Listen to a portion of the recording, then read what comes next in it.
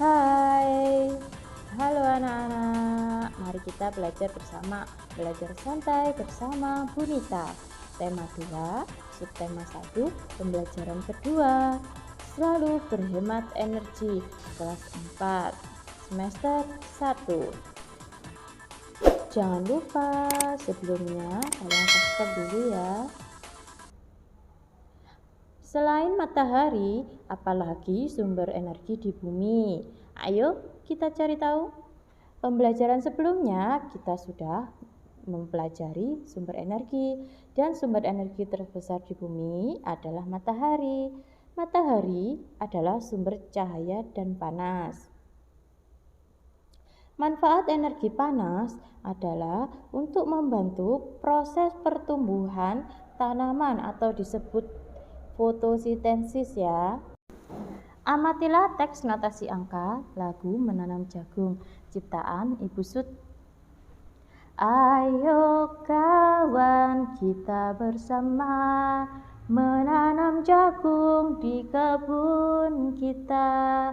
Ambil cangkulmu, ambil pangkurmu, kita bekerja tak jemu-jemu.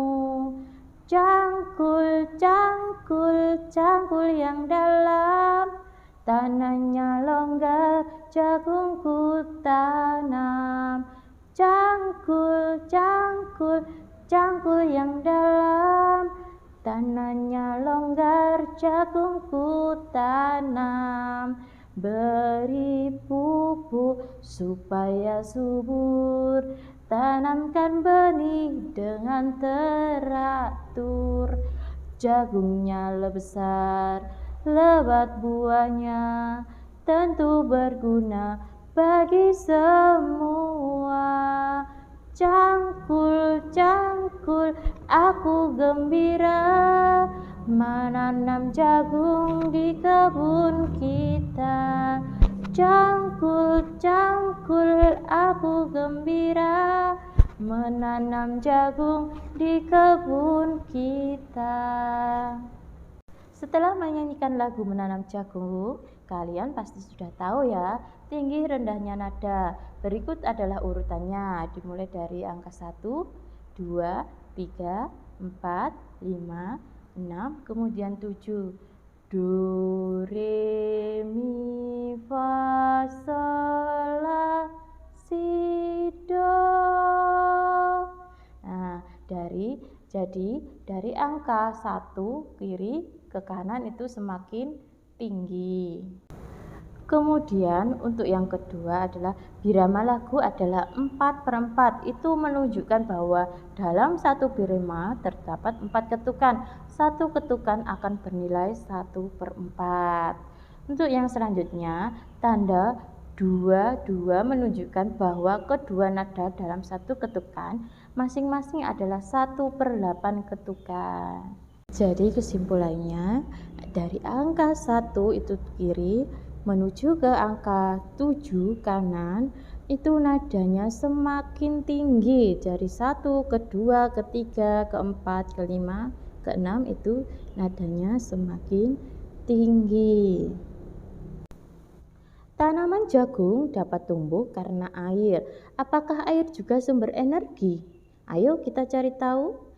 Energi air merupakan salah satu sumber energi. Tubuh kita membutuhkan air untuk beraktivitas. Tidak hanya manusia, tumbuhan, hewan juga membutuhkan air. Selain diminum, air juga kita digunakan untuk memasak, mencuci, mandi, dan lain sebagainya. Air juga dapat dimanfaatkan sebagai sumber energi listrik, salah satunya dengan menggunakan kincir air.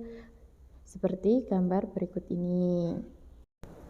Ini contoh gambarnya untuk mencuci, memasak, mengairi sawah, menyiram tanaman, untuk mandi hewan, mandi manusia, mencuci tangan, kebutuhan di hotel, terus untuk menggerakkan perahu, kapal, ya. Jadi semua makhluk hidup di dunia ini memerlukan air. Air sangat penting bagi kita. Setiap orang berhak mendapatkan air yang bersih. Perhatikan gambar berikut. Mengapa anak tersebut minum? Ya karena haus. Mengapa anak itu mandi? Ya agar wangi, bersih. Apakah mandi dan minum adalah sebuah kebutuhan? Ya tentunya ya. Apa yang terjadi jika tidak memiliki air bersih? Nah, bayangkan sendiri ya anak-anak, tidak ada air yang bersih, kita akan menjadi sakit kalau minum air yang kotor. Apakah kita semua membutuhkan air yang bersih? Ya pastinya, karena semua orang membutuhkan air yang bersih untuk kehidupan kedepannya seperti aktivitas-aktivitas lainnya itu. Apakah semua makhluk hidup berhak mendapatkan air bersih? Ya berhak. Apa yang dimaksud dengan hak? Nah, hak itu sesuatu yang harus kita terima dan mempertimbangkan hak orang lain. Carilah contoh-contoh hak-hak kita dalam kehidupan sehari-hari di masyarakat. Nah, mendapatkan perlindungan, kenyamanan, dan kesehatan. Setiap orang berhak mendapatkan air yang bersih. Untuk itu, semua anggota masyarakat juga harus melaksanakan kewajibannya dengan baik. Apa itu hak? Ada yang tahu anak-anak? Ya, hak adalah sesuatu yang sah, harus diterima untuk seseorang dengan memperhatikan hak orang lain. Jadi kita sebelum menerima hak, kita juga mempertimbangkan hak orang lain dulu. Nah, ini contohnya. Ada pasal 27 ayat 1 dan 2, pasal 28 dan pasal 29. Kemudian ada pasal 30, pasal 31, pasal 32, pasal 33, dan yang terakhir pasal 34. Hak anak di rumah yang pertama, hak mendapatkan kasih sayang, hak mendapatkan perlindungan, hak untuk bermain, hak untuk mendapatkan kesehatan, dan hak mendapatkan pendidikan. Kemudian hak anak di sekolah yang pertama, hak mendapatkan kasih sayang, hak mendapatkan perlindungan, dan hak mendapatkan pendidikan. Jadi haknya sama ya, hampir sama-sama di rumah. Apa itu kewajiban? Ada yang tahu? Apa itu kewajiban? Ya, kewajiban adalah segala sesuatu yang harus dilaksanakan seseorang sesuai dengan aturan yang berlaku. Jika dilanggar, maka akan mendapatkan sanksi sesuai dengan peraturan tersebut. Kewajiban anak di rumah. Yang pertama, kewajiban anak itu belajar. Kewajiban yang kedua, membantu orang tua. Selanjutnya, kewajiban anak di sekolah.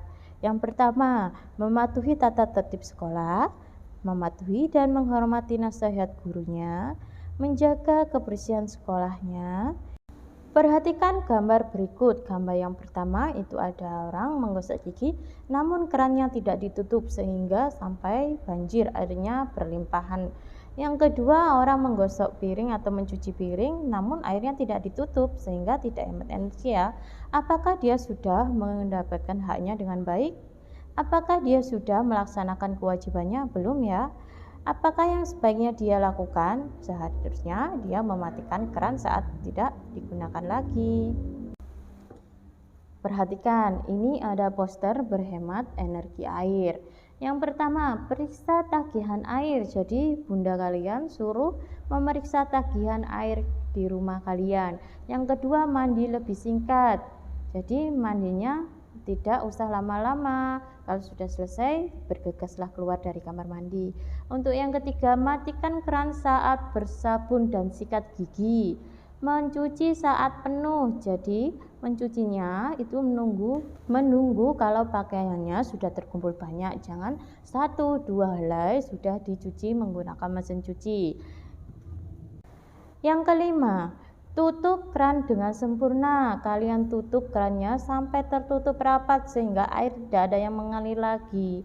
Yang keenam, memanfaatkan air limbah, air bekas pel-pelan itu kalian untuk siram bunga atau lainnya. Yang ketujuh, gunakan half flash. Tekan tombol setengah, siram pada kloset. Terima kasih. Jangan lupa subscribe, like, dan komen. Bye bye.